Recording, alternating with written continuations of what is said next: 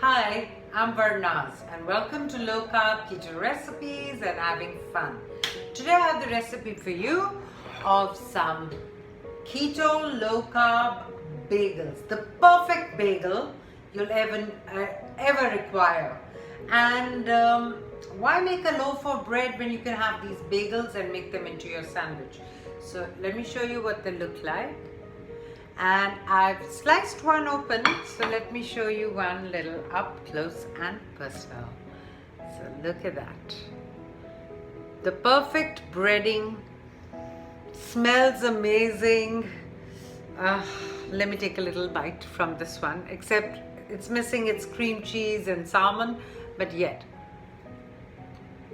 Okay, you're never going to need another one, that's for sure. So we're standing in my kitchen. So let's get cooking.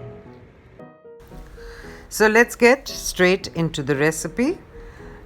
We begin with 1 cup of almond flour into a mixing bowl. Next, we are going to add 2 tablespoons of flaxseed meal. Please see that it's a flaxseed meal and not the seeds. If you have the seeds, please put them into a coffee grinder and make them into a meal. Next, we have some half a teaspoon of salt. In that goes. We're putting all our dry ingredients together. Now we have 2 teaspoons of baking powder. In that goes. And we're going to give all our dry ingredients a good mix. See that the baking powder breaks up and there are no lumps. In that goes. And now we're going to put together our wet ingredients. I'm using a blender. You can also use a hand mixer. I just find it very simple to put it into the blender. So in go 3 medium eggs or 2 large eggs. I'm using medium eggs, so in go 3 eggs. Next, into this we have 1/4 of a cup of melted butter. In that goes.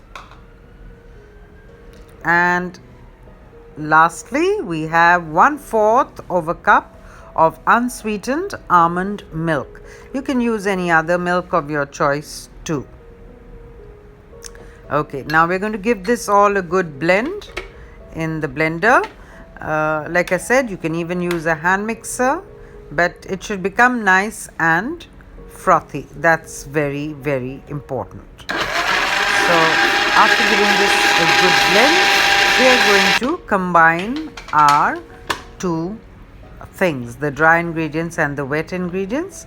And in this case, since the wet ingredients were in a blender, it's simpler to put the wet into the dry. And now you're just going to give it a good mix again. And as you'll keep mixing it, I'm going to show you, it's going to look more like a cake batter, but after it rests for about 5 to 10 minutes, you'll see it becoming a little thicker, but not as thick as a bread dough. So right now it's a little watery, but it will thicken. So I'm showing you it's completely watery. Just by letting it rest, it will become a little thicker.